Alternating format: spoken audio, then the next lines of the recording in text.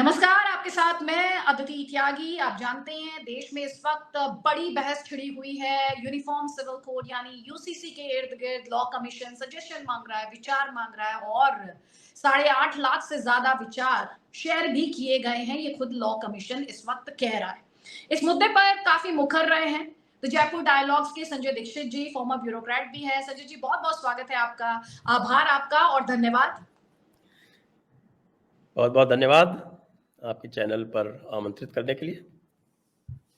Sir, सबसे पहले तो ये जो यूसीसी पर गवर्नमेंट ये लॉ कमीशन ने जो विचार मांगे, उसके बाद से आप भी जानते हैं, आप तो काफी प्रोग्राम्स लगातार कर ही रहे हैं कि यूसीसी पर बहस छिड़ी हुई है। मैं आपसे बहुत जो इसके फोकस में है, क्योंकि मैंने बहुत डिबेट्स खुद कंडक्ट की हैं, बार बार ये कहा जा रहा है कि ये सिर्फ हाथी के दांत दिखाने के और खाने के और।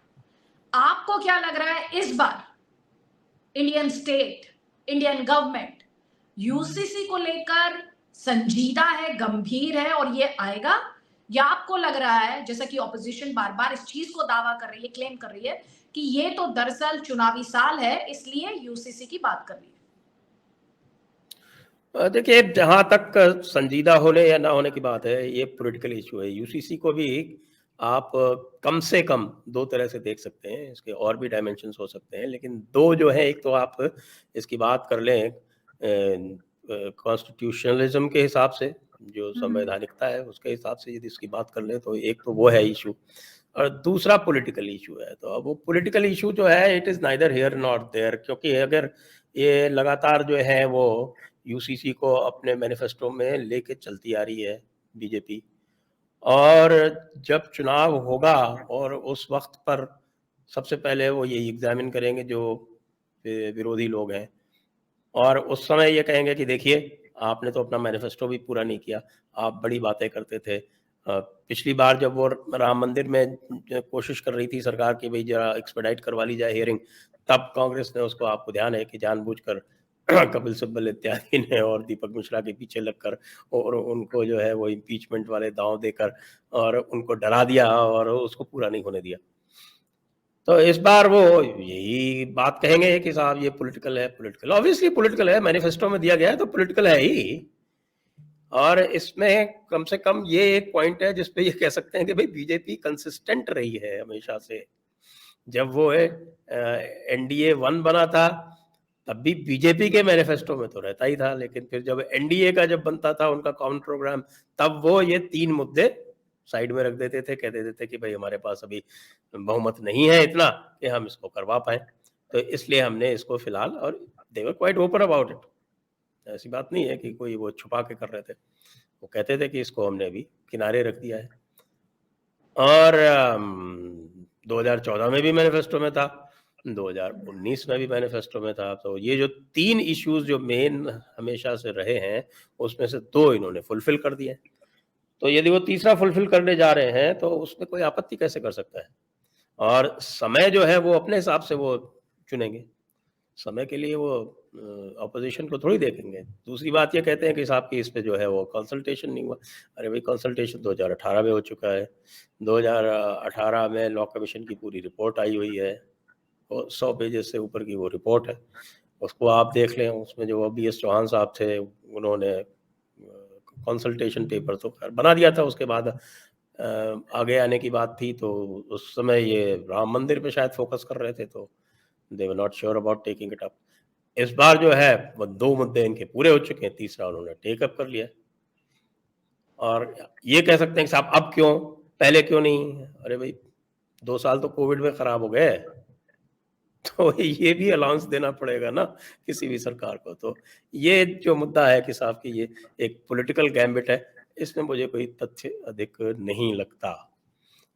जो उसका जो दूसरा पक्ष है कि भाई कैसा होगा, क्या होगा, क्यों होगा, या फिर यहाँ तक जो मुस्लिम पक्ष विशेष रूप से और उनके जो सहानुभूतिकर्ता हैं वो कहते हैं कि नहीं साहब, ये जो पर्सनल लॉ है वो फ्रीडम ऑफ रिलीजन का अभिन्न अंग है। तो उसके जो पहलू हैं वो अलग हैं, उसके बारे में भी हम बात कर सकते हैं। जी। तो आप अगर मैं क्लैरिटी के लिए कहूँ, आप देखते हैं 2024 इलेक्शन से पहले यूसीसी को लेकर बिल पार्लियामेंट में आते हुए, क्योंकि कई बार सोर्सेस क्लेम करते हैं कि हाँ बिल आएगा पार्लियामेंट में। आपको क्या लगता है? क्योंकि हम कानून मंत्री को ये कहते हुए भी सुनते हैं कि वो कह रहे हैं 13 तारीख तक के लिए इंतजार कर लीजिए, अभी डोंट जंप द गन्स। आप इसको कैसे अनफोल्ड होते हुए देख रहे हैं? I know you are not an astrologer, but you are an analyst who has been talking a lot about it. इसलिए मैं आपसे ये पूछ रही हूँ कि आपको लगता है ये जो आगामी सेशन है इसमें इसे लेके बिल आ सकता है, टेबल किया जा सकता है, या फिर कुछ चैलेंजेस हैं उससे पहले? बिल तो आ सकता है। जहाँ तक मेरी इंफॉर्मेशन है, जो मेरे पास सूचना है, वो ये है कि लॉ कमीशन ने ड्राफ्ट तैयार कर रखा है पहले से ही। ऐसा नहीं है कि उनके पास तैयारी नहीं है। लॉ कमीशन के पास स्वयं का एक ड्राफ्ट तैयार है। और जो पहले जो बात हो रही थी, जो मेरी सूचना थी, वो ये थी कि वो ड्राफ्ट रखेंगे और ड्राफ्ट के ऊपर ओपिनियंस मांगेंगे लोगों के। लेकिन ड्राफ्ट के ऊपर ओपिनियन ना मांग के उन्होंने जनरल ओपिनियन मांग ली, तो ठीक है, कोई बात नहीं। उनको भी यह अंदाजा हो गया होगा कि ड्राफ्ट के ऊपर भी अगर लाखों में आ गई ओपिनियन तो फिर क्या होगा। तो अच्छा हुआ कि उन्होंने इस तरह से कर दिया। अब जो भी ओपिनियंस आ जाएंगी उसको फिर वो ड्राफ्ट बना के या ड्राफ्ट में इनकॉर्पोरेट करके और भेज देंगे रिकमेंडेशन के साथ में सरकार को। आपको पता है ना, लॉ कमीशन का जो कॉन्स्टिट्यूशन है, उसमें जो लॉ सेक्रेटरी है वो स्वयं उसका मेंबर सेक्रेटरी होता है। तो law commission even though it is independent in the sense कि जो चेयरमैन और मेंबर्स हैं वो इंडिपेंडेंट होते हैं, लेकिन अपॉइंट तो गवर्नमेंट ही करती है उनको। प्लस जो मेंबर सेक्रेटरी होता है वो लॉ डिपार्टमेंट का ही होता है, सेक्रेटरी जो होता है। तो इसलिए it is a quasi government body only. तो मेरा विचार है कि ये ड्राफ्ट संभवतः इनके पास तैयार है। तो वो जो ड्राफ्ट है उसमें जो भी आपके इस समय जो इनके सुझाव आएंगे, और ये जो सुझाव होंगे उसमें से जो इफ़ेक्टिव सुझाव होंगे वो तो कम ही होंगे, वो तो मेरे ख़्याल से दर्जनों की संख्या में ही होंगे। बाकी तो लोग जो हैं वो सिर्फ़ अपना नंबर बढ़ाने के लिए इस तरह की कुछ न कुछ भेज रहे हैं। और कोई डिटेल जो सुझाव आ भी रहे हैं वो कोई डिटेल सुझाव नहीं आ रहे हैं। वो 2 लाइन के, 4 लाइन के, 10 लाइन के, 1 पेज के, इस तरह के सुझाव आ रहे हैं। They are not I would say serious suggestions. Sanjay sir, बीते दिनों में जब मैंने डिबेट की है, अब इसके खिलाफ जो आर्ग्यूमेंट्स आए वो मैं आपके सामने रखती हूँ। एक तो ये कहा गया, क्योंकि आपने खुद भी लॉ कमीशन का जिक्र किया, 2018 का आपने भी जिक्र किया, उन्होंने कहा जी 21st लॉ कमीशन ने ये कहा कि यूसीसी जो है वो डिजायरेबल नहीं है, कि गिवन जो यहाँ पर डाइवर्सिटी है, जो विविधता है, डिफरेंट पर्सनल लॉज हैं, उसे देखते हुए इसे इम्प्लीमेंट करना 21st लॉ कमीशन द्वारा ये कहा गया कि डिजायरेबल नहीं है। ये दलील ऑपोजिशन सबसे ज्यादा दे रहा है कि 21st लॉ कमीशन ने जब ये कहा तो आप 4 साल बाद या 4.5 साल बाद इसकी बात कैसे कर सकते हैं? देखिए, लॉ कमीशन का काम होता है लॉ बना के रिकमेंड करना। जी।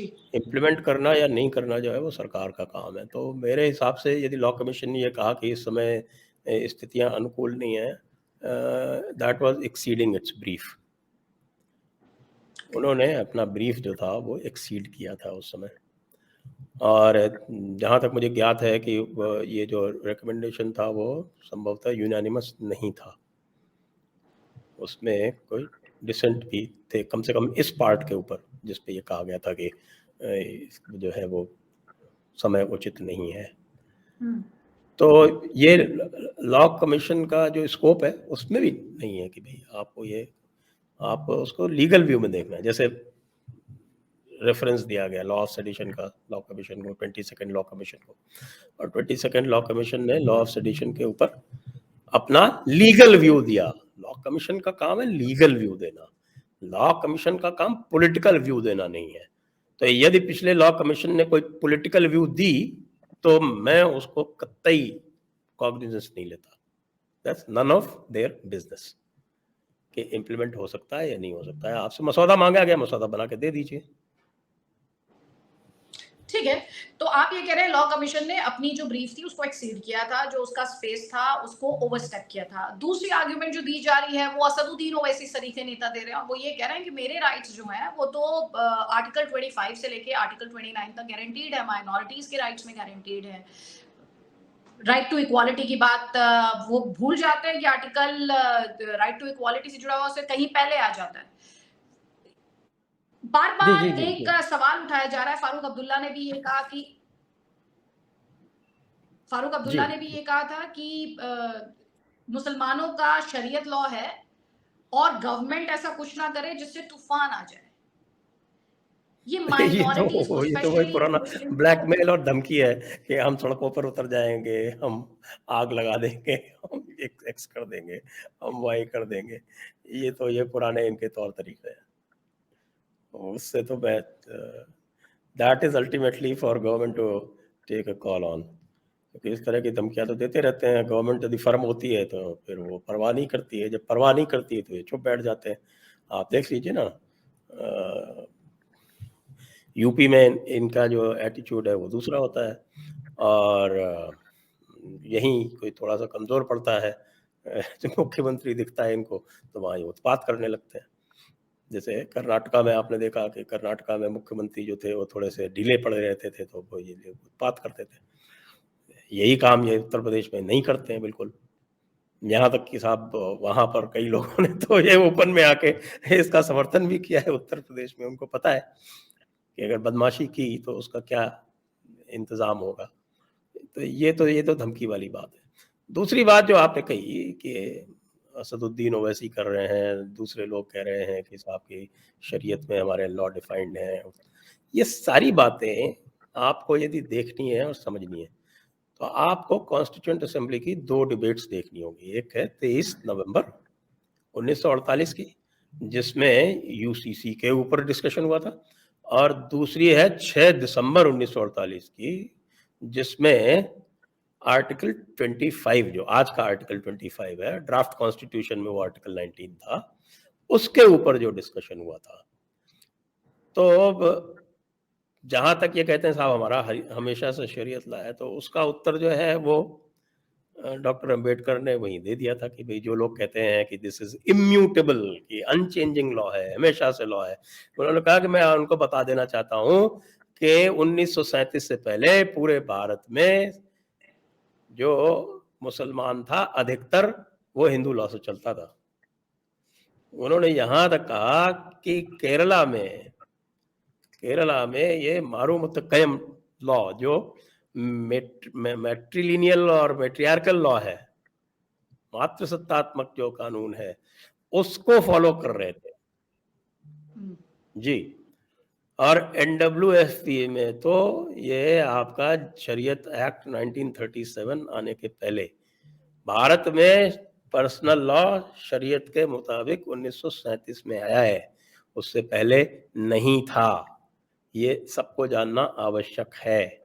और जब शरीयत एक्ट आ भी गया तो उसका भी जो इम्प्लीमेंटेशन है वो धीरे धीरे किया गया। नॉर्थ वेस्ट फ्रंटियर में जहाँ ट्राइबल लॉ चलता था, कस्टमरी लॉ चलता था, वहां पर तो आप ये समझिए कि 1947 तक भी पूरा लागू नहीं हो पाया था। पाकिस्तान में जब वो चला गया उसके बाद वहां पर जाकर उसको शरीयत लॉ को लागू किया। तो 1937 शरीयत एक्ट के पहले पर्सनल लॉ स्पेस में शरीयत सिर्फ और सिर्फ अशराफ वर्ग के यहाँ लागू होती थी। जो बहुसंख्य, जो कन्वर्टेड पसमानदा मुसलमान है भारत का, वो हिंदू कानून से चलता था वॉलंटरीली। तो ये जो कहते हैं कि साहब के हम तो शरीयत से चलते हैं, सब बेकार की बकवास है और तथ्यों से भी परे है। एक चीज। अच्छा, दूसरी चीज आपने कही कि साहब की हमारी जो स्पेस है आर्टिकल 25 की और आर्टिकल 29 की, इससे जो है वो हम गवर्न होते हैं, तो ये हमारा इनएलिएनेबल राइट है।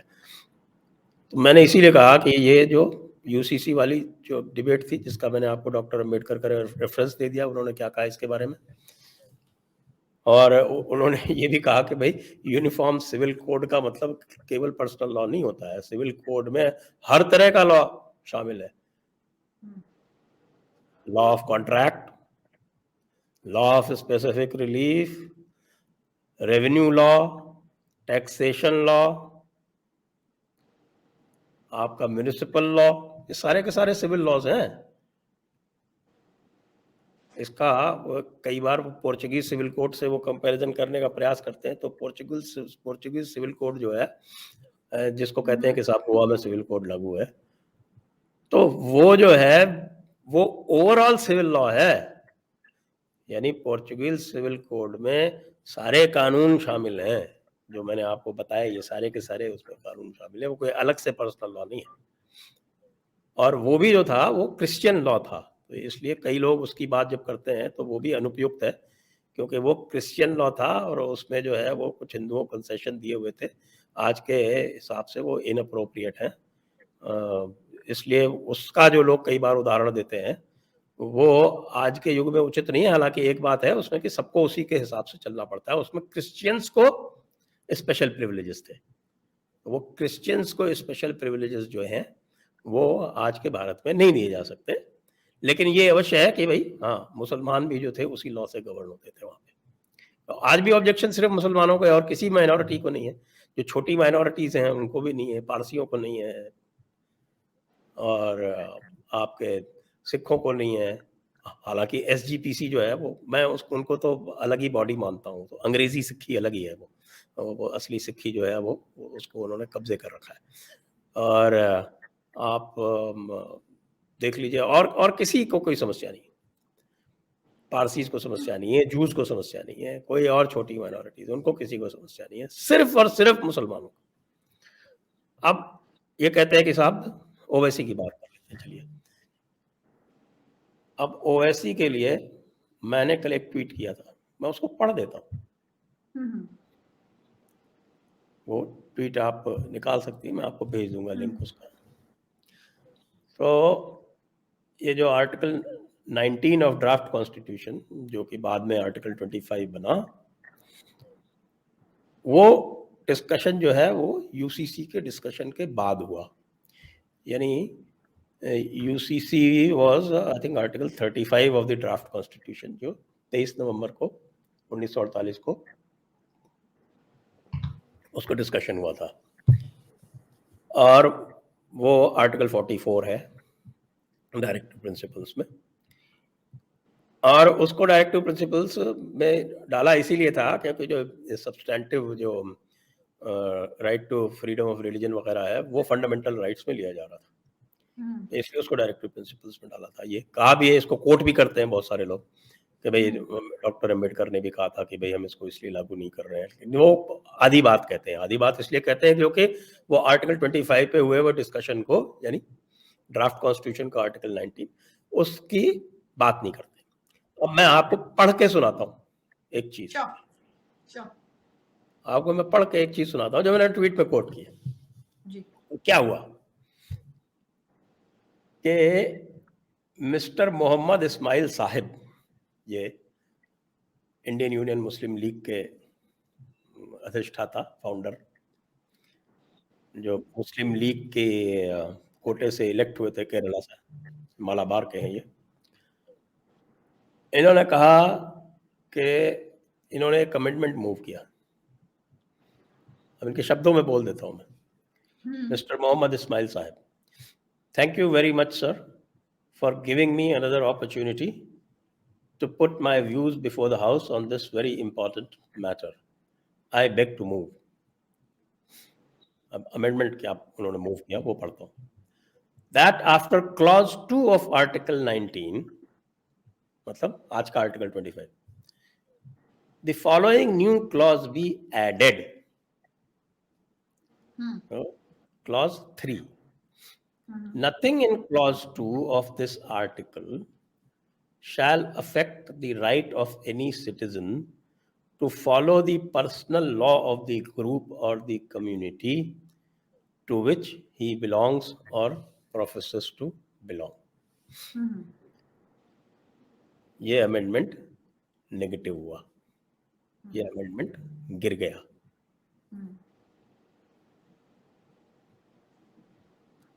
अब आप बताइए। तो ये आपने अभी जो आपने बातें रखी उसमें दो बातें बहुत इंपॉर्टेंट हैं। एक तो जो आपने अभी पर्सनल लॉ को लेकर बात रखी, वो एक्चुअली वो एक लाइन ऑफ आर्ग्यूमेंट है जिसकी तरफ आपने भी ध्यान ड्रॉ किया कि आर्टिकल 44 डायरेक्टिव प्रिंसिपल है, फंडामेंटल राइट नहीं है। जबकि इनका सबसे बड़ा आर्ग्यूमेंट यही है कि फंडामेंटल राइट मेरे माइनॉरिटीज के जो राइट्स है वो फंडामेंटल राइट्स हैं और उनको सेफगार्ड करना वो कॉन्स्टिट्यूशन में ही गारंटीड है और there are courts for it.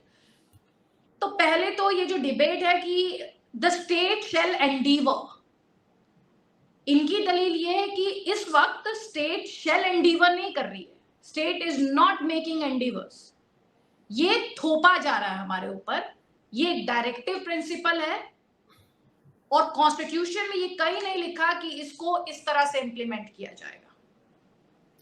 ये बिल्कुल फालतू की बातें कर रहे हैं, आई कैन इवन से फालतू की बकवास कर रहे हैं, स्पेशली फालतू की बकवास फॉर अ बैरिस्टर जिसको कि कॉन्स्टिट्यूशन की नॉलेज है। वो इसलिए कह रहा है क्योंकि लोगों को कॉन्स्टिट्यूशन की नॉलेज नहीं है। जो भी सुप्रीम कोर्ट ने कह दिया वो as per constitution is the law of the land, वो कॉन्स्टिट्यूशनल हो गया।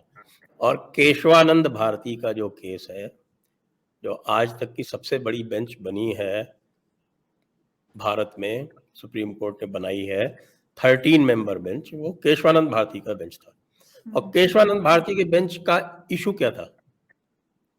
केशवानंद भारती के बेंच का इशू 100% यही था, directive principles versus fundamental rights.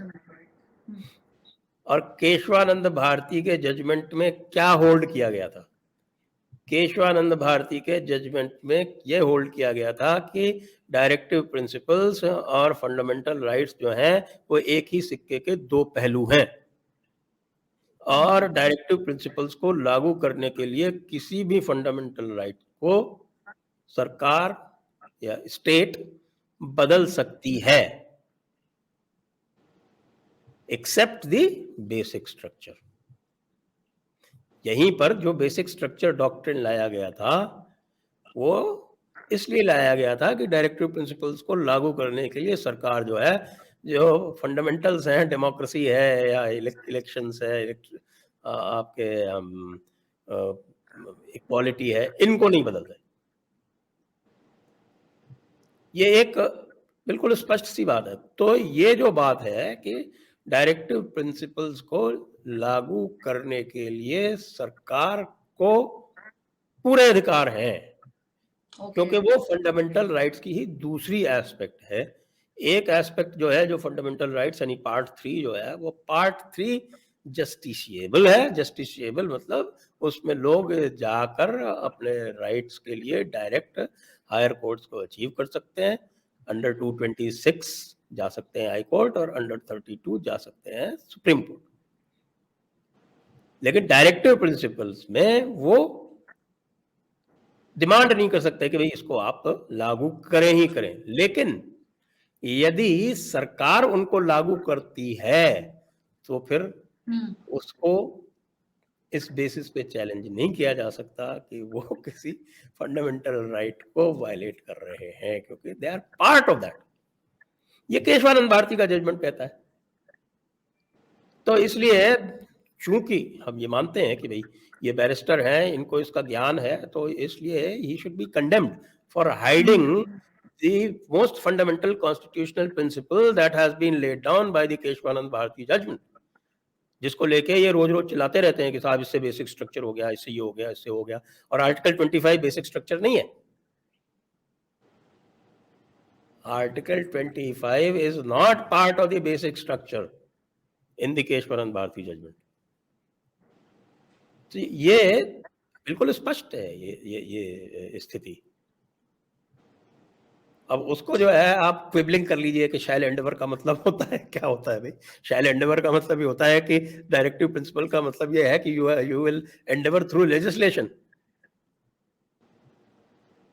इसमें ये थोड़ी लिखा हुआ है कि you shall Endeavour through speeches, you shall Endeavour through social action. The directive principles are the guiding principles for future legislations, for creating an equitable society and polity. ये है directive principles के पीछे का जो सिद्धांत है वो भी यही है।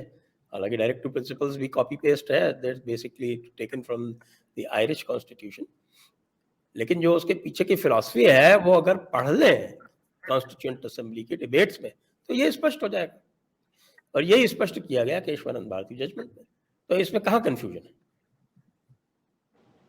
बहुत ही अहम बिंदु आपने यहाँ पर क्लियर किया है, क्योंकि हर डिबेट में जो व्यूअर्स इसे देखेंगे अब उन्हें बहुत क्लैरिटी इस बिंदु मिली होगी, क्योंकि एक main argument, line of argument जो है वो यही है कि फंडामेंटल राइट नहीं डायरेक्टिव प्रिंसिपल है, जिसे लेकर आपने क्लैरिटी दी। एक और आर्ग्यूमेंट जो इस्तेमाल किया जाता है, थोड़ी देर पहले आप पोर्चुगीज सिविल कोड की बात कर रहे थे, बार बार गोवा का एग्जाम्पल दिया जाता है, क्योंकि हम बैरिस्टर साहब की बात कर रहे हैं, तो कितने ही इंटरव्यूज में वो आए, उन्होंने सवाल ये उठाया कि गोवा में तो अगर बेटा ना हो तो कितनी 4 शादी का राइट है। इसके अलावा उनका तो खैर चलिए ये पॉलिटिकल आर्गुमेंट है, लेकिन एक और सवाल जो है वो ये है कि कॉन्स्टिट्यूशन में जो नॉर्थ ईस्टर्न स्टेट्स हैं 371 A and G, if I am not mistaken, ऐसे में जो ट्राइबल्स के राइट्स हैं और आप यूसीसी की बात कर रहे हैं, क्या इसको उस लेवल पर इंप्लीमेंट करना है या वहां पर इंप्लीमेंट करना प्रैक्टिकल है? मेरे 2 सवाल हैं। देखिए, जहां तक जनजातियों की बात है, एक तो ये आदिवासी शब्द का उपयोग ना किया करें, हम सब आदिवासी हैं। जो मेरा इस पे आपसे ये आपत्ति है, जो शब्द है कॉन्स्टिट्यूशनल शब्द भी है, वो भी जनजाति है, आदिवासी कहीं नहीं है। क्योंकि ये आदिवासी जो है, ये जिन लोगों ने ये फेक आर्यन इन्वेजन थ्योरी बढ़ाई है, इन लोगों ने आदिवासी, मूल निवासी इत्यादि शब्द जो है उसको उनका आविष्कार किया। तो जहाँ तक जनजातियों का है, तो जो ऑब्जेक्शंस आए थे, आप जब बात हुई थी, जब हिंदू कोड बिल लाया गया था, तो जो ऑब्जेक्शंस आए थे उसमें सबसे अधिक विरोध जो है यूसीसी में भी है। यदि आप देखें जो यूसीसी की डिबेट हुई थी उसमें भी सबसे अधिक विरोध जो है वो आपके जनजातियों के ही बारे में हुआ था, और इसीलिए जनजातियों को एग्जेम्प्ट किया गया था। और उसमें भी यही विचार था, जब कहा था कि भाई इसमें तो यूसीसी के लिए इसको डायरेक्टिव प्रिंसिपल्स में इसलिए रख रहे हैं कि इसमें समय लगेगा। तो अब जहाँ तक जनजातियों का प्रश्न है, तो वो जनजातियां बताएं कि मैंने तो किसी जनजाति की तरफ से उठ के किसी को खड़े होते हुए इसको जो है इसका विरोध करते देखा नहीं। जनजातियों को एक एक्सेप्शन मिला हुआ है, उसको रखना है या नहीं रखना है, ये जब आएगी सेलेक्ट कमेटी में बात आएगी और जब और जो डिस्कशन होंगे, क्योंकि पार्लियामेंट में भी डिस्कशन होगा, तब यहाँ पर ये तय होगी। तो जनजातियों के लिए जो जनजाति वाले हैं वो बोलेंगे। ये हजरत ओवैसी कौन होते हैं बोलने वाले? मतलब इन जो है आपके जो मुस्लिम उलेमा हैं, आलिम हैं, इनको क्या एकदम से जनजातियों के लिए एकदम से प्रेम उमड़ पड़ा? वो इसलिए उमड़ मैं पड़ा ना, आपको ये क्योंकि बताता वो हूँ, कंडीशन आज मैं तो पसमानदा एक्टिविज्म से सबसे पहले तो मैंने ही प्लेटफॉर्म दिया था, तो 90% पसमानदा जो है वो इन शरीयत बाजों के चंगुल से बाहर निकलना चाहता है। और आप अभी कुछ दिनों में देख लेंगे कि ये खड़े होके जो पसमानदा जो है वो इन आलिम उलमा मौलवी जो अशराफ मुल्ला मौलाना, जो एक क्लास है, ये AMM क्लास बोलता हूँ मैं इनको, अशराफ मुल्ला मौलाना, इनको पकड़ पकड़ के पीटेगा। ये दिन ज़्यादा दूर नहीं है। इन्होंने पूरे इसके ऊपर कब्जा कर रखा है मुस्लिम समाज पे। एक तकलीद का एक सिद्धांत है इनका, जिसमें उनको जो है बेचारों को नकल करनी होती है, अकल नहीं लगानी होती है। तो अब धीरे धीरे जो है हमारा आपका भी यही काम है कि इनको कहें कि भाई अकल लगाओ, ये नकल बंद करो। ये इनकी किताब में भी कहीं नहीं लिखा है कि नकल करो और अकल मत लगाओ। ये सब मुल्ला मौलाना ने अपने ये है कि साहब नहीं, तुमको तकलीद करनी है, तकलीद नहीं करोगे तो अल्लाह नाराज हो जाएगा। इनको तकलीद से बाहर निकालिए। ये पसमानदा जो है ये खुद ही नहीं चाहते। मेरे यहाँ जो पसमानदा एक्टिविस्ट आते हैं वो आके कहते हैं कि साहब कि हमारे यहाँ तो सारी की सारी एक वो जो निकाह की जो मौलवी साहब आके कराते हैं या काजी साहब आके कराते हैं, उसके अलावा जितनी भी रस्में होती हैं सब हिंदू रस्में होती हैं, और 1937 के पहले थी ही। ये पता है, ये तो रिकॉर्ड पे है, ऑन रिकॉर्ड है। तो जनजातियां क्या करेंगी, जनजातियां क्या चाहती हैं, वो जनजातियां बताएंगी। वो इनका कोई लोकल स्टैंड आई नहीं है कि ये जनजातियों के बिहाफ पे बोले। मैंने किसी जनजाति वाले को अभी तक किसी डिबेट पे नहीं देखा बोलते हुए। ये सारा जनजाति के बिहाफ पे जो है, ये भाई तुम अपने जो तुम्हारे जो जिनको गुलाम बना रखा है उनके बिहाफ पे भी तुम नहीं, तुमको वो बोलने नहीं दे रहे। पसमानदा तक जो है वो तुमसे इख्तिलाफ रख रहे हैं और तुम जनजातियों के बिहाफ पे बोल रहे हो। इसलिए जनजातियों की जो स्थिति है, वो जो ऑब्जेक्शंस आए हैं, जो बातें हो रही हैं, वो देखा जाएगा। जनजातियों को तो पहले से एग्जेम्पशन मिला हुआ है ना, हिंदू कोड बिल में भी उनको एग्जेम्पशन मिला हुआ है। तो वो प्रश्न जो है क्यों उठाया जा रहा है? कम से कम हमारे अशराफ भाई जो हैं वो तो नहीं उठा सकते। वो तो यहाँ पर शासक रहे हैं, छाती कूट कूट के बोलते हैं ना आके कि हमने जो है वो 800 साल, कोई 800 साल बोलता है, कोई 1000 साल बोलता है, कोई ये कह देता है कि साहब की जो कायनात के शुरू से ही जो है हम यहाँ पर आए थे, जो हजरत आदम अलैहिस्सलाम जो है वो सबसे पहले आए थे यहाँ पे, कुछ भी बोल देता है। लेकिन जब ये बात आती है तब कहते हैं नहीं नहीं नहीं नहीं, हम तो जो है वो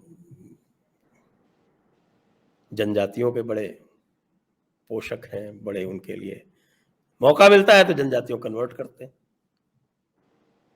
फिर भाई जनजातियों के इतने हितैषी हो तो उनको छोड़ दो ना। भारतीय समाज ने, सनातन समाज ने तो कभी भी जनजातियों की जो पद्धतियां थी उनसे छेड़छाड़ नहीं करी। जब तक ये विदेशी शासक यहाँ नहीं आए तब तक जनजातियों की जीवन पद्धति में उनको कभी कोई समस्या नहीं हुई।